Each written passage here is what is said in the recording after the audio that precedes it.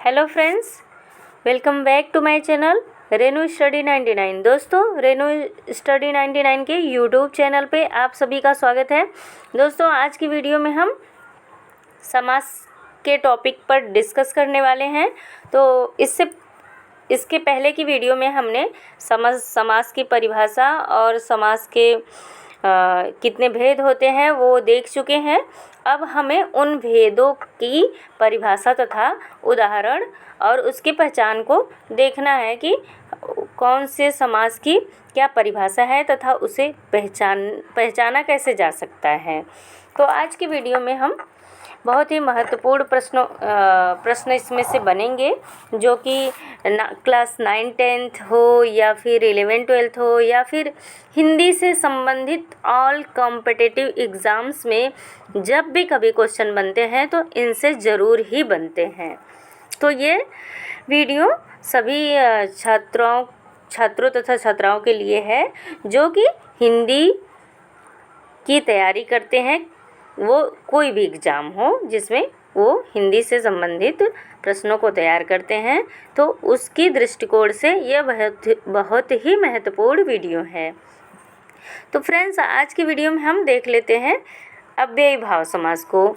मैं अपनी सभी वीडियो में एक एक समास के बारे में बताऊंगी, क्योंकि सभी को एक साथ बताने के लिए तो मैं बता दूंगी, पर वो आपको समझ में नहीं आएगा और वो मिक्सअप हो जाएगा। इसके लिए मैंने सब अलग अलग करके वीडियो बनाऊंगी एक एक समास के ऊपर। तो आज की वीडियो में हम बात कर लेते हैं अव्ययी भाव समास की और देख लेते हैं उसकी परिभाषा को। तो बात करते हैं अव्ययी भाव समास की, जिसकी परिभाषा है वह समास जिसका समस्त पद अव्यय का भाव दे, अर्थात अविकारी रूप में प्रयुक्त है। यह कहने का मतलब ये है कि समस्त पद अव्यय हो कि जिसके अव्यय कौन सा, जैसे यथा हो गया, जथा हो गया, यथाशक्ति हो गई। तो यथा क्या है? अव्यय है, अविकारी शब्द है। अभी यथा को हम संधि विच्छेद करेंगे तो यथा में कुछ टूटेगा नहीं, और उसको अगर हम तोड़ भी देते हैं, वाक्य को अलग अलग कर देते हैं, तो उसका अर्थ का अनर्थ हो जाएगा, वह अर्थ बिगड़ जाएगा। इसी को क्या कहते हैं? अव्यय कहते हैं, जिसके अर्थ में कोई परिवर्तन, मतलब जिसको हमें किसी भी प्रकार से कोई परिवर्तन ना कर पाए, इसी को अविकारी शब्द ही कहते हैं, कि जिसमें कोई विकार ना हो। जब भी हम संधि विच्छेद करते हैं तो उसमें क्या होते हैं? दो नज़दीकी वर्णों के बीच विकार उत्पन्न होते हैं, परंतु अव्यय में क्या होता है? ये एक अविकारी शब्द होते हैं, इसमें कोई विकार उत्पन्न नहीं होता है। तो वह समास जिसका समस्त पद अव्यय का भाव दे, अर्थात अविकारी रूप में प्रयुक्त हो, उसे क्या कहते हैं? अव्ययी भाव समास कहते हैं। देख लेते हैं हम इसको कि यह समास कैसे होता है। तो दोस्तों, परीक्षाओं में यह पूछा जाता है, मैंने बहुत बार क्वेश्चन पेपर में देखा है कि उसमें पूछता है कि वह समास जिसका समस्त पद अव्यय का भाव दे, अर्थात अविकारी के रूप में प्रयुक्त हो, उसे कौन सा समास कहते हैं। तो पता होगा आपको उसकी परिभाषा, तो आप उस प्रश्न का उत्तर ज़रूर कर पाएंगे। इसलिए इसमें जितने भी मैंने जो भी इसमें लिखा है, वो सभी लाइनें बहुत ही महत्वपूर्ण है, इसलिए हमको किसी को इग्नोर नहीं करना है, सभी को ध्यान देना है। और इसके साथ हम आगे बढ़ते हैं। देख लेते हैं हम अव्ययी भाव समास के संबंध में कुछ तथ्य। यह तथ्य बहुत ही महत्वपूर्ण है। जैसे कि पहला है, इस समास का पूर्व पद प्रधान एवं उत्तर पद क्या होता है? गौड़ होता है। तो प्रश्न ऐसे बनता है कि किस समास का पूर्व पद प्रधान एवं उत्तर पद गौड़ होता है। तो हमें पता होगा कि अव्ययी समास का पूर्व पद प्रधान एवं उत्तर पद गौड़ होता है, वो अव्ययी भाव समास होता है। तो भाई इजली हम उसको तो क्वेश्चन को कर ही देंगे। और दूसरा है, इस समास का पूर्व पद अक्सर अव्यय होता है। क्वेश्चन ऐसे बनता है कि किस समास का पूर्व पद अक्सर अव्यय होता है। मोस्टली ये सारे क्वेश्चन हमेशा बनते आए हैं एग्जाम्स में। एग्जाम में यह प्रश्न मोस्टली बनते आए हैं। तो इस समास का किस समास का पूर्व पद अक्सर अव्यय होता है? तो अव्ययी भाव समास का पूर्व पद अक्सर अव्यय होता है। आगे हम देख लेते हैं, नंबर 3 है, इस समास का समस्त पद अक्सर क्रिया विशेषण होता है। क्या होता है? अक्सर क्रिया विशेषण का कार्य करता है। प्रश्न ऐसे बनता है कि किस समास का समस्त पद अक्सर क्रिया विशेषण का कार्य करता है? तो पता होना चाहिए कि अव्ययी भाव समास का समस्त पद अक्सर क्रिया विशेषण का कार्य करता है। प्रश्न ऐसे भी बन सकता है कि अव्ययी भाव समास कौन में क्या होता है? तो ऑप्शन कई ठो दे देगा और उसमें ये भी रहेगा कि जिस समास का समस्त पद अक्सर क्रिया विशेषण का कार्य करता हो। तो पता होना चाहिए कि उसमें हमें उसके वर्डों को हम याद कर लेंगे तो हमें पता होगा कि किस में क्या लिखा था। आगे हम देख लेते हैं समास विग्रह करना, यानी कि हम अव्ययी भाव समास का विग्रह कैसे करेंगे। जैसे कि यहाँ पे दिया है यथासंभव, यह क्या है? समास। समास का अर्थ होता है संक्षिप्तीकरण, यानी कि संक्षेप, छोटा कर देना। जैसे कि ये देखिए, इसका समास का विग्रह हुआ है जहाँ तक संभव है। यह क्या है? एक बड़ा वाक्य हो गया। यथासंभव क्या है? यह छोटा पद हो गया। तो इसीलिए यथासंभव क्या है? छोटा पद है, इसलिए यह क्या है? समास है। और यह क्या है? समास विग्रह हो जाने पे, यानी कि तोड़ दिए जाने पे, समास को अलग अलग कर दिए जाने पे, उसका विग्रह कर देने पे वाक्य बड़ा हो जाता है। जैसे यहाँ लिखा है कि जहाँ तक संभव हो। आगे हम देख ले रहे हैं, ये जितनी भी मैंने समास के उदाहरण दिए हैं ये बहुत ही इम्पॉर्टेंट है। और ये जितने भी उदाहरण हैं मुझे लगता है कि इसमें अव्ययी भाव समास के ये उदाहरण पर्याप्त होंगे किसी भी एग्ज़ाम में। मुझे तो नहीं लगता कि इससे ज़्यादा कुछ आने वाला है जितना मैंने इसमें बता दिया है। तो ये उदाहरण बहुत ही इम्पॉर्टेंट है, इसको बार बार रिपीट करके याद कर लीजिए।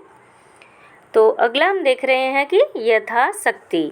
यथाशक्ति यानी कि शक्ति अनुसार, शक्ति के अनुसार। यथाशक्ति मतलब शक्ति अनुसार।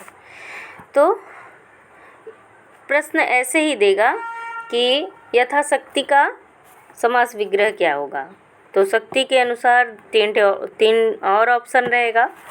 तो पता होना चाहिए कि यथाशक्ति मतलब शक्ति का अनुसार। आप बार बार इसको पढ़ लीजिए, अपने आप ही याद हो जाएगा। और कभी कभी प्रश्न ऐसे भी बन सकता है कि यथाशक्ति किस समास का उदाहरण है या किस समास में है, यथाशक्ति में कौन सा समास है, ऐसे दे देगा प्रश्न। तो पता होगा कि भाई जिसका पूर्व पद जिस समास में इसका पूर्व पद प्रधान एवं उत्तर पद गौड़ होता है वह क्या होता है? अव्ययी भाव समास होता है। कहने का तात्पर्य है कि इसमें यथा लगा है, तो यथा जिस भी समास में लगा हुआ है तो समझ लीजिए कि वो यह अव्ययी भाव समास ही है। और इसी प्रकार से है यथारूप, यानी कि रूप के अनुसार। यथारूप मतलब रूप के अनुसार। और यथा योग्य मतलब जितना योग्य है। समास क्या है? यथा योग्य। पूछ लेगा प्रश्न में कि यथा योग्य में कौन सा समास है, तो यथा योग्य में अव्ययी भाव समास है। यानी कहने का मतलब ये है कि जिसमें भी अगर शब्द के पहले यथा जुड़ा हुआ है तो वह क्या होगा? अव्ययी भाव समास ही होगा। जैसे यहाँ पे दे दिया है आपाद मस्तक। आपाद मस्तक, इसमें क्या है? पाद यानी कि पाँव से मस्तक तक, पाँव से मस्तक तक।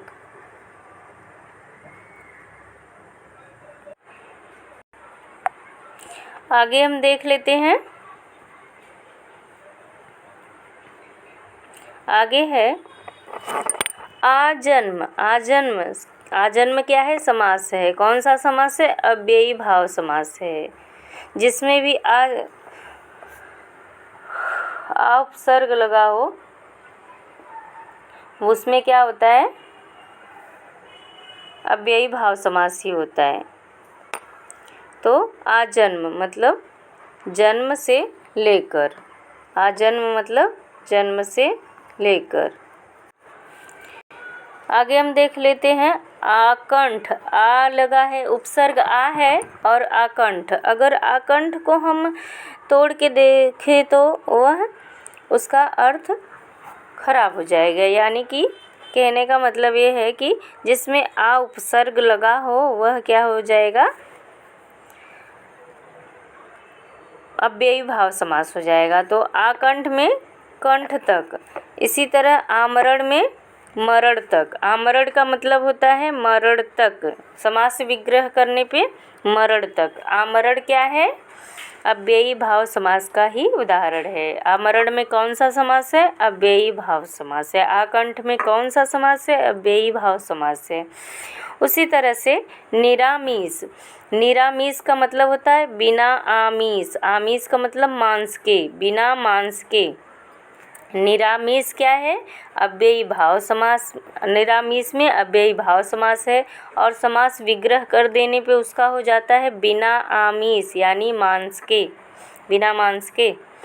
और निर्विकार, निर्विकार क्या है, अव्ययी भाव समास है निर्विकार में, और समास का विग्रह कर देने पे बिना विकार के, बिना विकार के। आगे हम देख ले रहे हैं कि अव्ययी भाव समास के ये जितने भी उदाहरण हैं सब के सब वेरी वेरी इम्पॉर्टेंट है, और ये सभी अव्ययी भाव समास के पर्याप्त उदाहरण हैं। इतने में से ही आ सकता है, इससे ज़्यादा कुछ आने नहीं वाला है, क्योंकि ये बहुत रिपीटेड है, ये बार बार रिपीटेड क्वेश्चन रहता है इसका। तो बहुत ही मोस्ट इम्पॉर्टेंट है ये जितने भी उदाहरण हैं। इसी तरह से निर्विरोध है। निर्विरोध का मतलब होता है बिना विरोध के। निर्विरोध क्या हो गया, समास हो गया। कौन सा समास हो गया, अव्ययी भाव समास हो गया। तो बिना विरोध के, इसमें क्या है, नि उपसर्ग लगा हुआ है। बेवजह में बे क्या है, बे एक उपसर्ग है। बेवजह मतलब बिना वजह के, बिना वजह के। उसी तरह से है बेकाम, बिना काम के। तो समास बेकाम में कौन सा समास है, अव्ययी भाव समास है। बेशर्म में कौन सा समास है, अव्ययी भाव समास है। और समास विग्रह कर देने पे क्या बनेगा, बिना शर्म के। देखिए कितने इजी तरीके से हम इसको समझ ले रहे हैं कि इसमें कौन सा समास है। तो इसलिए हमें ध्यान से कोई भी चीज़ पढ़ना चाहिए और उसको समझ के पढ़ना चाहिए। इसलिए उसमें हमारा क्या है, बार बार टाइम भी ख़राब नहीं होगा, हमें ईजिली वो याद भी हो जाएगा और काफ़ी लंबे समय तक के लिए हमें वो याद रहता है जब कोई चीज़ हम अच्छे से याद कर लेते हैं। तो उसी तरह से आगे हम देख ले रहे हैं कि यहाँ पे दिया है बेधड़क। बेधड़क में कौन सा समास है, अव्ययी भाव समास है। उसका समास विग्रह कर देने पे क्या हो जाता है, बिना धड़क। बाकायदा, बाकायदा में कौन सा समास है, अव्ययी भाव समास है और समास विग्रह कर देने पे क्या होता है, कायदा से। बाइज्जत, बाइज्जत में कौन सा समास है, अव्ययी भाव समास है और उसका समास विग्रह कर देने पे इज्जत के साथ होता है। आगे हम देख ले रहे हैं प्रति उपसर्ग से। प्रति उपसर्ग से क्या होता है, प्रतिदिन। प्रतिदिन में कौन सा समास है, देखिए जिसमें भी प्रति लगा होगा पहले तो उसमें कौन सा समास हो जाएगा, अव्ययी भाव समास। हमेशा कुछ न कुछ हर समास अपने बारे में कुछ न कुछ एक ऐसा तथ्य रखता है कि जिससे हमें उसे पहचानने में आसानी हो। तो समझना ज़रूरी है कि उसमें चीज़ें हैं क्या और उसमें की पॉइंट्स कौन सी है, उसको हमें पकड़ के चलना चाहिए और उसी तरह से हमें उसको पढ़ना चाहिए, ताकि वो हमें ज़्यादा रटने से अच्छा है कि उसको समझ के पढ़ेंगे तो ज़्यादा टाइम तक याद भी रहेगा और उस पर ज़्यादा आपको मेहनत भी करने की आवश्यकता नहीं पड़ेगी। तो प्रतिदिन में क्या है, प्रत्येक दिन। सब समास विग्रह कर देने पे क्या हुआ, प्रत्येक दिन। क्वेश्चन ऐसे भी बन सकता है कि प्रत्येक दिन का समास क्या, प्रत्येक दिन का जो समास क्या होगा। ये तो समास विग्रह हो गया। या तो दे देगा कि प्रतिदिन का समास विग्रह करने पे क्या होगा। ऐसे भी प्रश्न, कई तरीके से प्रश्न बनता है और बस आपको याद रखना है कि किस चीज़ का क्या होता है। तो उस तरह से आपको वह आसानी से याद रहेगा और क्वेश्चन का आंसर भी हम कर लेंगे। तो प्रतिदिन में कौन सा समास है? अव्ययी भाव समास है। प्रश्न कैसे भी बने, प्रत्येक दिन में का समास करने पे क्या हो जाएगा? प्रतिदिन हो जाएगा। प्रतिदिन का समास विग्रह कर देने पे क्या हो जाएगा? प्रत्येक दिन हो जाएगा। तो शब्द को समझिए और प्रश्न कई तरीके से बनाइए ताकि वो अच्छे से याद रहे हमें। उसी तरह से हम देख रहे हैं प्रतिशत, प्रति उपसर्ग की यहाँ पे बात हो रही है। तो प्रतिशत में कौन समास विग्रह करने पे क्या हो रहा है? प्रतिशत पर। प्रतिशत में कौन सा समास? अव्ययी भाव, क्योंकि यहाँ पे प्रति उपसर्ग लगा है। प्रति उपसर्ग लगा है तो क्या हो गया? अव्ययी भाव समास हो गया। आगे हम देख रहे हैं, आगे हम देख ले रहे हैं अभी यहाँ पे प्रत्येक। प्रत्येक में प्रत्येक क्या है? समास है। विग्रह कर देने पे प्रत्येक या एक एक, दोनों में से कुछ भी आ सकता है। या तो प्रत्येक आएगा या तो एक एक। इसमें का इसका क्या कहने का मतलब ये है? प्रत्येक। आगे हम देख ले रहे हैं भर आने पे। भर आने पे देख रहे हैं कि अब यहाँ पे देखिए ये कीवर्ड्स है भर। तो भरपेट, भरपेट में कौन सा समास? अव्ययी भाव समास। और समास विग्रह कर देने पे पेट भर कर। पेट भर कर का संक्षिप्तीकरण कर देने पे भरपेट हो जाएगा। और भरपेट का समास विग्रह कर देने पर पेट भर कर। तो ये सभी चीज़ें हमें याद होनी चाहिए। बहुत ही इजी है, बस ध्यान में बिठाने की ज़रूरत है। तो जिसमें भी भर लगा हो, शब्द के पहले पद में भर लगा हो, तो उसमें क्या हो जाएगा? अव्ययी भाव समास होगा। तो भरपूर में पूरा भरा हुआ। भरपूर का समास विग्रह कर देने पर पूरा भरा हुआ हो जाएगा। तो भरसक, भरसक में कौन सा समास? अव्ययी भाव समास। और उसका समास विग्रह होने पर शक्ति भर हो जाएगा। अब हम देख लेते हैं कि जिसमें स उपसर्ग हो, जिसमें स उपसर्ग जैसे दे दिया है यहाँ सशक्त। सशक्त है तो स उपसर्ग है, पहले स है फिर सशक्त बन गया है। तो शक्ति के साथ। सशक्त में कौन सा समास? अव्ययी भाव समास। तो शक्ति के साथ। सपरिवार में कौन सा समास? अव्ययी भाव समास, यानी कि परिवार के साथ। तो प्रश्न बनेगा कैसे भी, बस उसे ध्यान रखना है कि हमें उसको करना कैसे है। जैसे परिवार के साथ में अगर हम उसका समास बनाएंगे तो सपरिवार बनेगा। और सपरिवार का समास विग्रह करने पे हमें क्या प्राप्त होगा? परिवार के साथ, सहित, सहित का हित के साथ। तो सभी चीज़ें हमें पता होना चाहिए कि सहित का समास विग्रह करने पे क्या हो जाएगा? हित के साथ।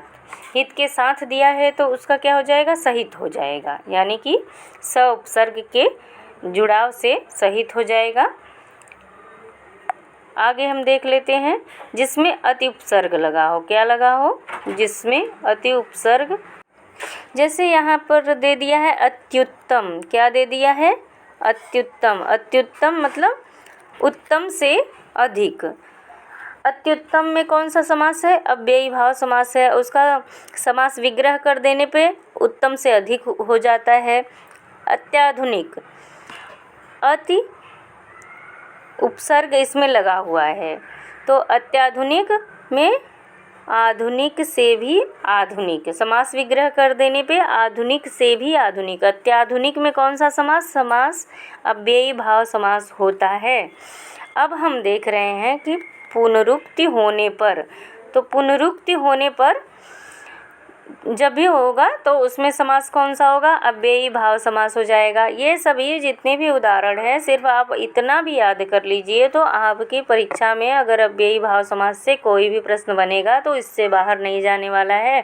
पर अगर आपको समझ लेंगे कि जिसमें पुनरुक्ति हो उसमें कौन सा समास हो, तो शब्द किसी भी तरह से बन जाए तो आप समझ लोगे कि उसमें अव्ययी भाव समास होता है। जैसे कि पल पल, पल पल में कौन सा समास है, अव्ययी भाव समास है। और उसको समास विग्रह कर देने पे क्या हो जाएगा, पल ही पल, यानी पल के बाद पल, या तो दे देगा पल ही पल या तो पल के बाद पल।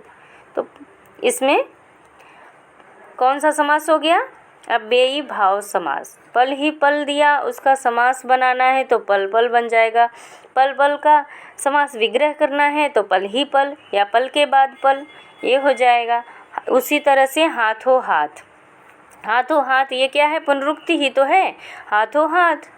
तो हाथों हाथ, हाथ ही हाथ में पुनरुक्ति हुई तो वहाँ पे अव्ययी भाव समास या तो याद रख लीजिए या तो ये समझ लीजिए कि जब भी पुनरुक्ति हो तो उसमें कौन सा समास होगा, अव्ययी भाव समास होगा। उसी तरह से रातों रात, रात रात 2 बार आ गया है तो वो पुनरुक्ति तो हुई ना, रात ही रात में, तो क्या हो गया वहाँ पे, अव्ययी भाव समास।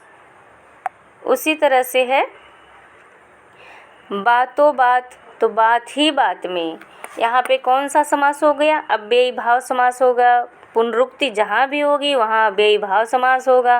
बात ही बात में, देखिए आपको समास के साथ उसके विग्रह को भी याद रखना है, क्योंकि प्रश्न कई तरह से बनता है कि बात ही बात में अगर दे दिया कि बात ही बात में समास बनाइए तो बातों बात बन जाएगा, और समास पूछ लिया तो आपको पता ही है कि भाई पुनरुक्ति है तो अव्ययी भाव समास ही होगा और कुछ तो होना नहीं है। और उसी तरह से दिनों दिन है तो दिन दिनों दिन, दिन के बाद दिन, दिनों दिन में दिन के बाद दिन, और दिन दिन दे दिया तो दिन के बाद दिन, सेम है, बस थोड़ा अलग दे देगा, उसमें टेंशन लेने की ज़रूरत नहीं, बस पता होना चाहिए भाई पुनरुक्ति है तो अव्ययी भाव समास है, आंख बंद करके लगा दीजिए। आगे हम देख लेते हैं, जिन शब्दों के साथ अनुसार या पूर्वक जुड़े हों, यानी का कहने का मतलब ये है कि जिन शब्दों के साथ अनुसार या पूर्वक जुड़े होंगे तो वो 100% मान लीजिए कि वो अव्ययी भाव समास ही हैं। उसको बिना सोचे समझे आपको बस यही लगाना है भाई कि अनुसार है या पूर्वक है, जुड़ा है तो अव्ययी भाव समास है। देख लेते हैं हम कैसे, वो आपको बता रहे हैं कैसे। जैसे यहाँ दिया है योग्यता अनुसार, योग्यता अनुसार, योग्यता के अनुसार, योग्यता अनुसार मतलब योग्यता के अनुसार, तो अनुसार जुड़ा ना यहाँ पे, योग्यता अनुसार, ये त के बाद अ की मात्रा है तो अ हो गया अनुसार, तो योग्यता अनुसार यानी कि उसमें अनुसार जुड़ा है, तो अनुसार जुड़ा है इसलिए वह भाई अव्ययी भाव समास ही होगा, दूसरा कोई समास होने वाला नहीं वहाँ पे। उसी तरह से देखिए यहाँ पे दिया है निर्देशानुसार, यहाँ भी अनुसार हमें प्राप्त हो जा रहा है तो निर्देश के अनुसार, विग्रह करने पे क्या हो रहा है, निर्देश के अनुसार। उसी तरह से है विश्वास पूर्वक, देखिए यहाँ पे पूर्वक आ गया ना, तो विश्वास पूर्वक में विश्वास के साथ कौन सा समास, विश्वास पूर्वक में अव्ययी भाव समास। निर्देशानुसार में कौन सा समास, अव्ययी भाव समास। तो समास विग्रह कर देने पे विश्वास पूर्वक का विश्वास के साथ हो जाएगा, निर्देशानुसार का निर्देश के अनुसार हो जाएगा। कुशलता पूर्वक, पूर्वक लगा है तो अव्ययी भाव समास ही होगा, ये हमें पता है। और कुशलता के साथ, सॉरी यहाँ पे कुशलता के साथ हो जाएगा। और आगे है विवेक पूर्वक, यानी कि यहाँ पे भी देखिए पूर्वक दिया हुआ है, विवेक पूर्वक यानी कि विवेक के साथ, विवेक पूर्वक यानी कि विवेक के साथ। कथानुसार, यहाँ भी अनुसार है तो कथन के अनुसार, कथानुसार, यहाँ पे देखिए कथन है फिर अनुसार है तो कथन के अनुसार, यानी कि अनुसार या पूर्वक जहाँ भी शब्द में जुड़ा होगा कौन सा समास हो जाएगा, अव्ययी भाव समास हो जाएगा। दोस्तों आज की वीडियो में इतना ही। आज मैंने अव्ययी भाव समास को, उसका समास की परिभाषा, अव्ययी भाव समास की परिभाषा तथा उसके बारे में महत्वपूर्ण तथ्य तथा उसकी उदाहरण के साथ आज की वीडियो मैंने कंप्लीट कर दी है और अगला समास हम अगली वीडियो में देखेंगे। और दोस्तों मेरी अगली वीडियो देखने के लिए आप सभी please like share and subscribe my channel Renu study 99 and press bell icon, ताकि आपको आगे आने वाली सभी वीडियो की नोटिफिकेशन प्राप्त हो सके। इसी के साथ आप सभी को बहुत बहुत धन्यवाद।